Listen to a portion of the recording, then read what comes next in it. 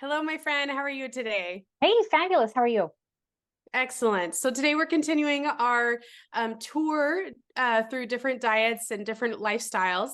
So last time we talked about keto and low carb, high fat. And today we're kind of continuing our tour de force. And so what are we talking about today?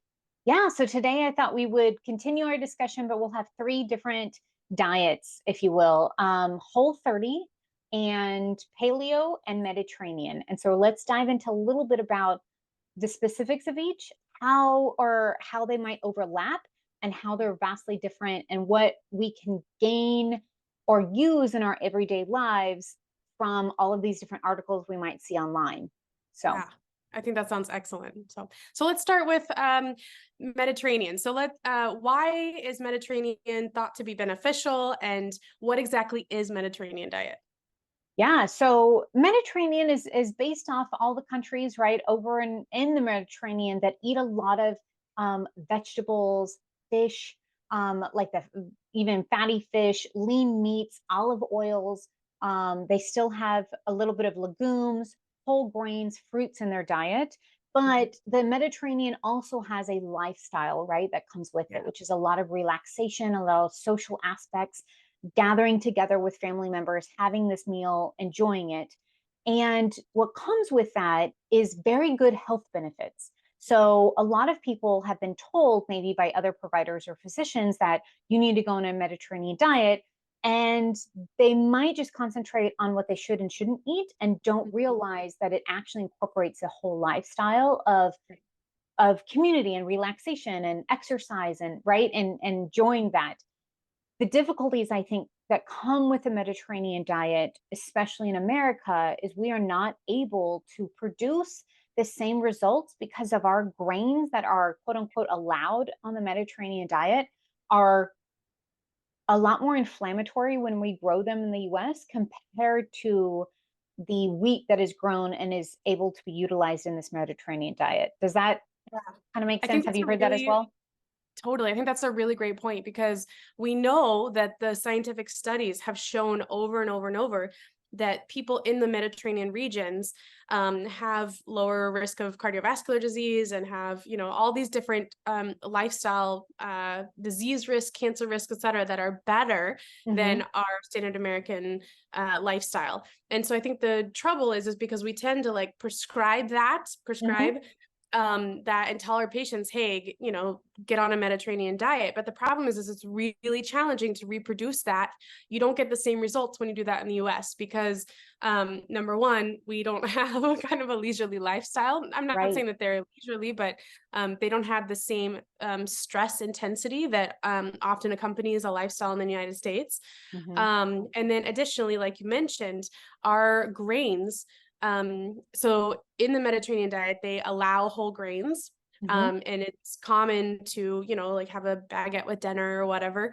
Hmm. And when you try to reproduce that in the United States, even if something is labeled, quote, whole grain, when you buy it from the store, it is not the same. And Right. I'm sure our audience members, for those who have been fortunate enough to travel to the Mediterranean regions, they will have experienced this, like you can have some pasta in France and it doesn't affect you the same way that having pasta dish in the United States does as far Right. as inflammation, feeling achy afterward, having, some swelling, like all of that inflammatory process that often accompanies eating pasta and eating grain and eating bread in the United States, you don't feel the same Right. when you when you travel to these Mediterranean areas. And so I think it's really hard to take what we call a Mediterranean diet and tell someone to utilize it or to incorporate it into their life when you try to reproduce it, you don't get the same results. And so I think that Right. that's something that is really important that we should consider when we're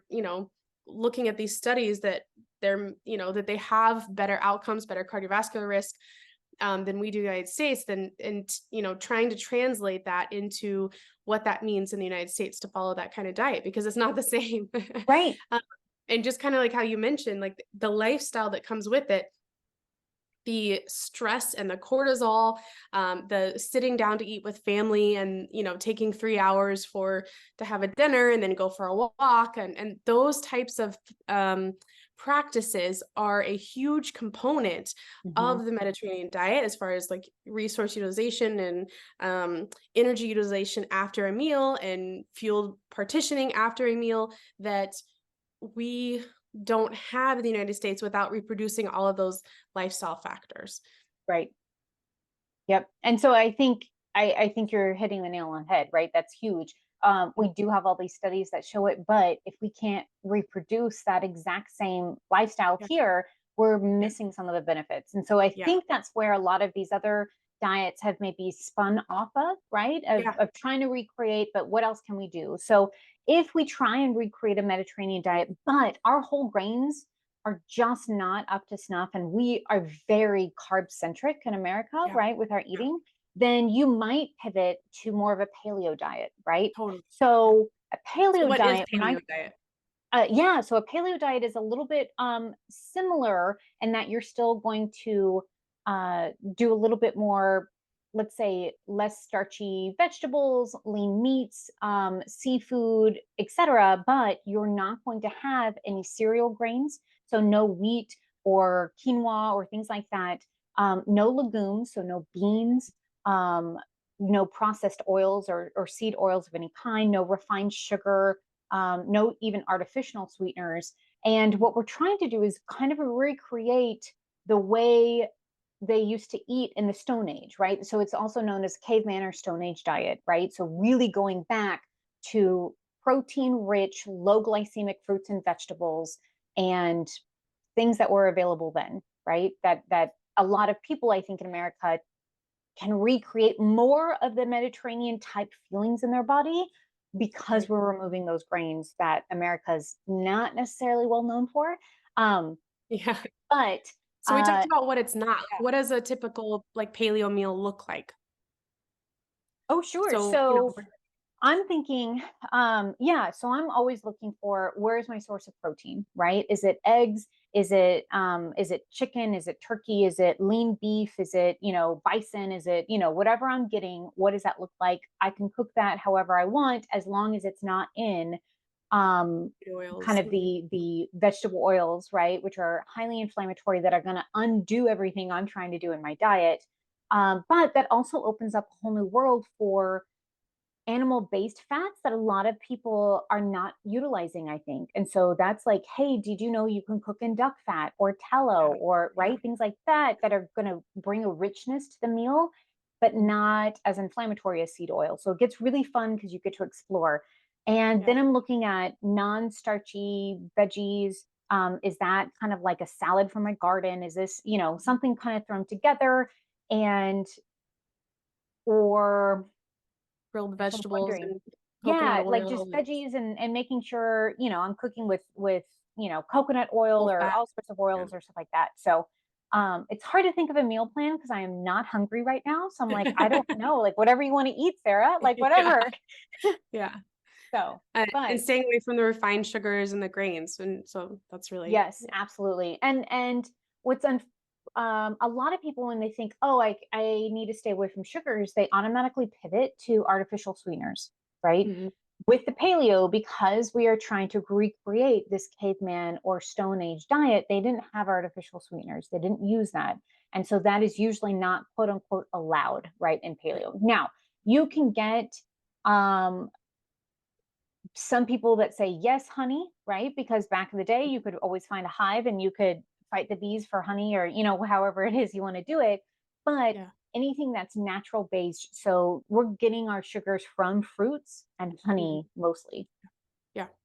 Yeah. Agree. But So how do each of these, let's kind of pivot a little bit to Whole30. Um, Whole30 is going to take some of the similar concepts that we've been talking about so far. So it is additionally an elimination of sugars and grains, etc. But kind of let's talk about some of the specifics. So what are the rules, if you will, for the elimination phase of Whole30? yes. So when we think Whole30, it's called 30 because it's 30 days and it's pretty strict, eliminating most everything that could be causing inflammation in the body. And at the same time, eliminating things that tend to be um, causing issues if you're having dietary or nutritional or GI issues, right? If you're having bloating or cramping or constipation, diarrhea, right? Anything's happening, you're like, I don't know what I'm sensitive to, but it's something. The whole Yeah. 30 might be a good first step, right? Now, it's pretty hardcore because for 30 days, we've removed all added sugar, real or artificial. So it's not coming from anything. No alcohol at all. No grains whatsoever. They don't care if they're gluten free or full of gluten. There's just no grains, no legumes. So no beans of any kind, no peanuts, no soy Peanut products, butter. no soy milk, Yeah. no, you know what I mean? Like anything Yeah. that could be a legume is absolutely out. Yeah. No dairy, no Yeah. cheese, no goat, no anything. Even if you're like, well, this is Butter. goat cheese, it's not cow's cheese, it's not allowed. The only exception to that dairy is going to be ghee or clarified butter, but that's an exception that Whole30 on their website has made. But anyway, just put it in your head, absolutely no dairy. I don't care which animal it's coming from. Um, and then you're getting more into the nitty gritty of like um, no sulfites and no other processed foods or beverages obviously are out, no recreating treats. And Yeah. so a lot of us, right, especially if you're like, oh, I'll just make that keto, I'll make Yeah. a keto dessert. No, Or there's like a none of chaffle, that. which is, Right, like a waffle is exactly. made out of eggs. Yeah. So you cannot recreate baked goods or treats or junk foods Yeah. from the allowed ingredients on Whole30 at all. So like get that out of your mind. You are, and I think they're really trying to change your cravings and change your habits and stop Yeah. trying to find something that is quote unquote allowed, right? Like Yeah. when you're looking for that dessert or that sweet tooth thing. And then the last thing that they absolutely say is a no-go is no measurements or weighing yourself for 30 days, which is interesting, especially because if you're using this as a jumping off point to Yeah. diet loss or weight loss as a Right. diet, a lot of people tend to get those numbers stuck in their head and they're like, well, I just want to see, I want to see. But they're like, Yeah. absolutely not. This is about basically restarting your system and Yeah. inflammation, and it's only for 30 days and you can do it. After Yeah. that 30-day mark is actually when they start a reintroduction process. And that's Mhm. again spelled out in their books or their websites if you want to get into it. And it's usually over a couple of weeks. You're slowly reintroducing those things that you eliminated, such as legumes, right? So um, start with some peas or beans or something like that, and see, is this the one that was causing my bloating? Is this the one that was causing my cramping, right? And then if it's not, you continue and you can reintroduce maybe non-gluten grains back in. Yeah. And then you continue stepwise until you can find those pinpoint dietary restrictions for you that you are not dealing well with. And I think that that's a really wonderful point that you bring up is that this is intended to be short term versus, oftentimes when we discuss about like lifestyles and things that we want to implement change, we're hoping and intending to do them for the long haul. Like, what is a Right. sustainable change that you can maintain? And the Whole30, although it is an excellent, inflammatory diet, or anti-inflammatory, I should say, it is intended to be short term. It is not Right. intended to be something long term, and it is incredibly restrictive. Yes. But it's not something that it's like you're gonna quote fail in 30 days. Like it's an Yeah. intentional um choice to eliminate this for a certain amount of period of time and then bring it back in. Right. Right. So, I mean, we kind of lump it in because a lot of them, the Whole30, the Paleo, and the Mediterranean, are taking away some of these maybe larger inflammatory food groups, if you Mhm. will. Mhm. Sugar Mhm. is going to be one of them, right? You start Yeah. looking at all three of them and you're like, oh, sugar's not done anywhere. That's Yeah. because sugar is highly inflammatory, right? It's Yeah. causing a lot of issues in our body Yeah. and all over the body, just not in one spot. So you're going Yeah. to see Yeah. that And in, it changes your brain structure and how you deal with hormones, even aside from the inflammatory process, like in the rest of your body, Mhm. it triggers, chemical reactions in the way you process hormones in your brain. It Right. can, lead to addictive properties. And so Mhm. that is one of the reasons why it's so common in all of these different diets. It's something that they all have like this unifying theme is like, get the sugar out of your diet. And that's something that Yes. even if we don't follow these individual diets, it's something that we should maybe consider like, Yeah. hey, maybe we need to have this out of our diet. Yeah. Absolutely. So I think that's across the board. If we could all eat less sugar, we would Hmm. all be better I'll be for it, better. right? Absolutely. Um, Absolutely. I think when a lot of my patients notice the first time when we're talking about diet changes, and I start teaching them how to read nutrition labels and reading the ingredients and what does this all mean, and the billion different names for sugar, right? Because they're Yeah. trying to hide the fact that sugar is in this, Yeah. that they do find that sugar is in everything. Yeah. Yeah. And so then that really takes us a step back and say that's when we talk about quote unquote whole foods. It's going to be less Yeah. processed because as soon Yeah. as you let someone else make your food, the Yeah. higher the chance of something being added to it that you don't want in your body, right? Yeah. Now I'm not Well, talking even about like going, your aunt, right, you're making right. yourself a lunch, but Right. yeah, Well, and like even going back to our diets last week, they were also trying to remove the sugar from the diet. And so yes, you and I have talked about this. Um, I don't, although I have done all of these diets at one point in time, yeah, I don't currently subscribe to a paleo diet. I don't currently subscribe to a Mediterranean diet. I don't currently subscribe to keto. Um, but what I do is, I think we talked about this last time. I eliminate sugars and flour.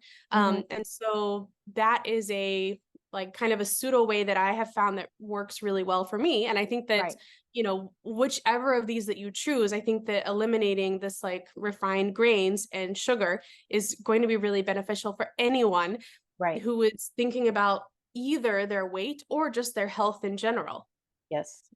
Yep. Whether that's gosh, I wish I could decrease my migraines. Well, that's brain inflammation, right? Yeah. Or I wish I could decrease my hypertension or my blood pressure levels. Yeah. Well, that's I wish I inflammation. could Like, sleep better. yeah, Yeah. yeah, All of these absolutely. things. Yeah. Yep.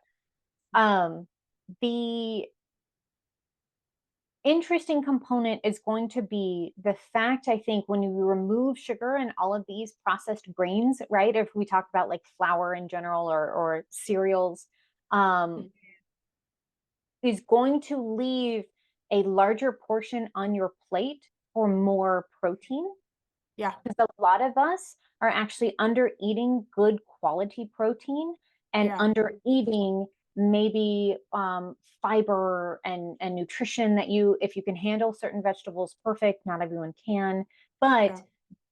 then the good fats that come with that as well, right? Yeah. And so you're Yeah. not supposed to be hungry and starving all the time and be like, oh my Yeah. gosh, where's my next meal? Now, Yeah. if you're getting off a sugared diet onto Yeah. it, it's that transition process will be Be harder. challenging. But Yeah. once you kind of get into it and your body's like, oh, you're still eating protein and fat, like we can deal with this. I know how to process these, right? Yeah. But at the same time, a lot of people are trying to, or sometimes try to decrease calories or food intake Mhm. across the board while they're also restricting the types of food that they're eating. Yeah. That can be very difficult. Yeah. And I don't And want it to say can be harmful, done but it well. can, yes. Right. It can be done well, but it is more challenging and you have to be really mindful of what you're eating because it is especially once you have sufficiently or adequately eliminated sugar, a lot of the brain drive to eat more goes away and you often have a decrease in your hunger, which is wonderful. But I have noticed, at least in my own like personal experience, that like so say I'll eat like a huge plate of green beans, for example, or asparagus or whatever, and then I realized, oh my gosh, like I hardly had any protein today, Hmm, hmm. and so it's really easy to accidentally underdo it and not be mindful and not realize what are your macronutrients that you are getting in. Right. Absolutely. And I think, and I don't want to throw us under the bus, but I think women are worse at that, right? Under eating protein. Yeah. And because I think at least my male patients are like, oh, I can have protein, like I can eat 150 grams of protein a day, like no problem. I'm like, perfect. Yeah. And then um, I talked to a lady last week and I said, hey, could you hit 100 grams, like minimum, just, and I bring it down. She's like, It's absolutely not. hard. She's like, I'm hitting maybe 40. And I'm like, 40. 40? Yeah. And I'm like, okay, well, that's number one, right? And so sometimes we have to remind people that like these diets are not necessarily the be all end all for you. And sometimes Yeah. it's a easier step one. Like take a step back and say, okay, can I just start hitting my proteins? Can I Yeah. just eliminate sugar? Like, oh, is that a diet? Are you on a diet? No, I'm just decided I'm going to start doing these things, right? Like, are you Right. technically paleo or Mediterranean or keto or, right? We don't necessarily have to put a label on things. But if you wanted to start really simple and getting that like hardcore nailed in, I'm going to start reading all of my nutrition labels for those hidden sugars. And Yeah. that's probably what's causing a lot of my, my food noise or Yeah. my inflammation in my joints or whatever it is.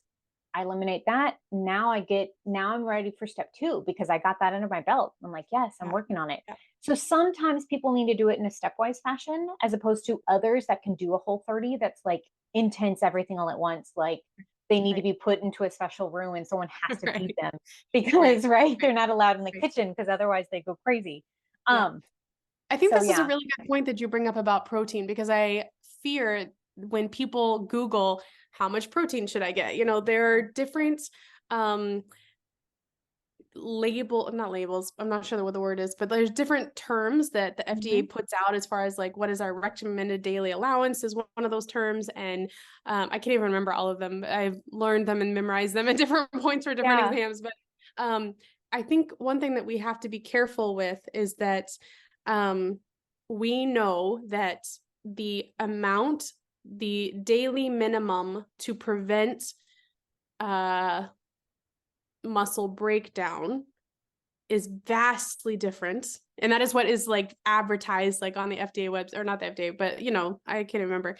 That is vastly different, the recommended amount, than what is optimal, yes, especially if you are having these elimination diets and or trying to be conscientious of your weight and especially if you're trying to support an active lifestyle. right. It is super, super important and very easy to start catabolizing your own muscle mass and hmm your own lean mass if you are not getting an optimal amount of protein. And you may not know that Right. because if you follow guidelines for your recommended protein intake, you're are you staying in nitrogen balance? Yes, which is what that is measuring. And so by Yeah. nitrogen balance, um, that's like a whole stop, jumping off point. But that is what they are looking for when they put out these guidelines. That hmm doesn't mean that it is optimal for weight balance and maintenance of lean mass while you're in a decreasing body weight phase.